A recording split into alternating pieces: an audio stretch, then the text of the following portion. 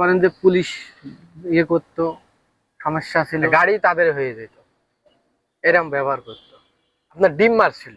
আচ্ছা, আমার তো ওই সময় তো হুইপার মারাও যাচ্ছে না, আর হুইপার মারলে পারো আপনার গিলাস গাছগুলো হয়ে যাবে।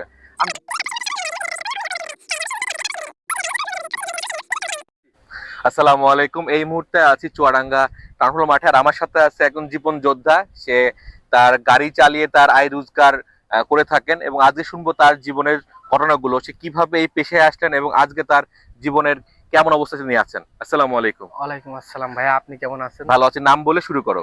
আমার নাম রাকিব। আমি এই গাড়ির জগতে আসছি। কত বছর হয়েছে গাড়ির জগতে? গাড়ির জগতে আসছে এই 7 বছর। 7 বছর। কিভাবে শুরু হলো আসা? আমি এক উস্তাদের হাত ধরে আসছিলাম। প্রথমত এসে আপনার স্ট্যান্ডে পরিচিত হই। আচ্ছা। স্ট্যান্ডে পরিচিত হই সবার সাথে, দিয়ে আপনার হেল্পারি করি। 1 বছর হেল্পারি করেছি স্ট্যান্ডে।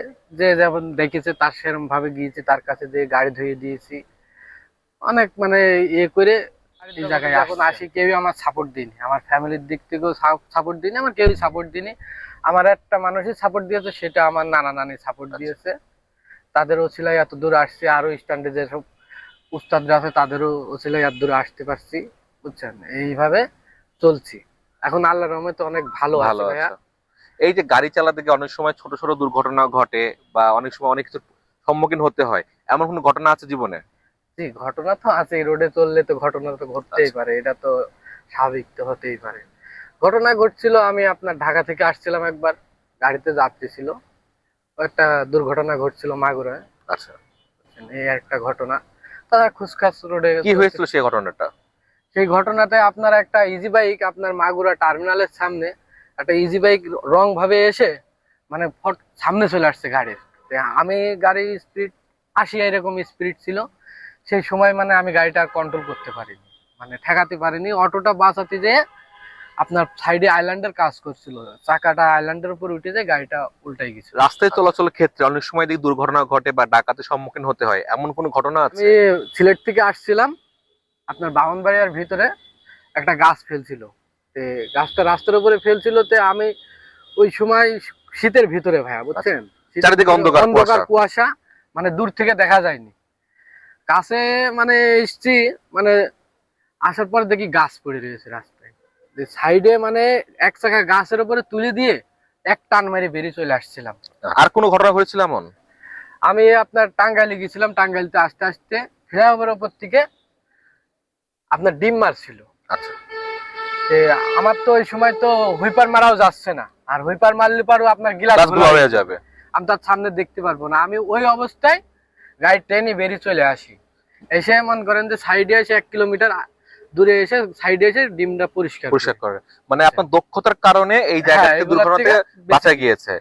এই দক্ষ না জানলে যারা জান, তাদের যারা দক্ষতা জানে না তাদের জন্য কিছু বলা যায় কিনা এই বিষয়ে? যারা জানে না এই বিষয়গুলো, তাদের বুঝতে উদ্দেশ্য করে, আপনাদের গাড়িতে কখনো যদি এরকম ঘটনা ঘটে, আপনারা কখনোই হুইপার ইউজ করবেন না। দরকার হয় 1 কিলোমিটার চলে এসে তারপরে আপনারা নিজেরা গাড়ির থেকে বেরিয়ে ডিমটা পরিষ্কার করে নেবেন, না হলে পরে আপনারা দুর্ঘটনা ঘটতে পারে। ওই সময় ইমার্জেন্সি ভাবে হুইপার মারলে পারে। রাস্তাঘাটে চলতে গেলে অনেক সময় অনেক বিপদ আপদে পড়তে হয়, এবং আরো কোনো গুরুত্বপূর্ণ বিষয় যদি থাকে একটু দর্শকদের জন্য বলুন।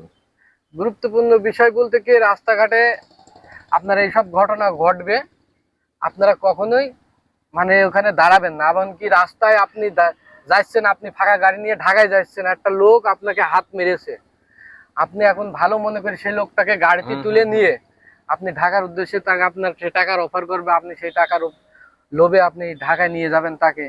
আপনাকে তখন সে কি করবে, আপনার সরল সুদা পেয়ে আপনার গাড়িটা তখন আপনার কাছ থেকে কেড়ে নিয়ে চলে যাবে। কখনোই এই সমস্ত কাজ রাস্তা থেকে কোনো লোক তুলবেন না, সেটা আপনার নিজের যতই ক্লোজ লোক হোক, আপনার বন্ধু হোক আর আপনার ফ্যামিলির লোক হোক।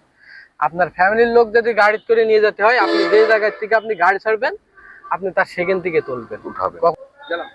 আপনার তো আমি রেন্টিকারে গাড়ি খুব কম চালাইছি চুয়াডাঙ্গাতে, বেশি চালাইছি ঢাকাতে উবার চালাতাম আমি। আচ্ছা। আমি মানে বাংলাদেশের অনেক জেলায় যাওয়া পড়ছে, আমার ঘোরা পড়ছে, যাওয়া পড়ছে।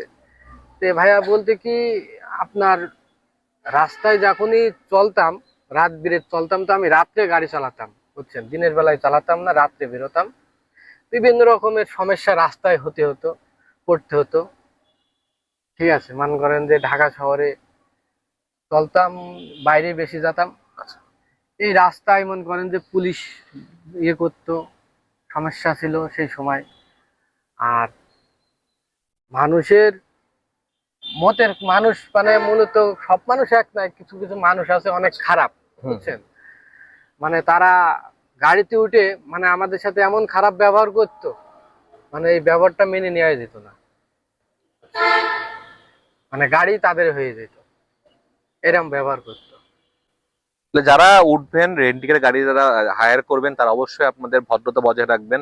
কারণ প্রত্যেকটা মানুষই আপনাদের মূল্যবান সময় আছে, ভদ্রতা আছে, এবং যারা ড্রাইভার পেশায় থাকবেন তাদেরকে সম্মান জানাবেন। এবং আজকে রাকিব অনেকক্ষণ কথা বললাম, ভালো লাগলো কথা শুনে, এবং রাকিবের অনেক অভিজ্ঞতা শেয়ার করলো আমাদের সাথে। রাকিবের জন্য রইল শুভকামনা।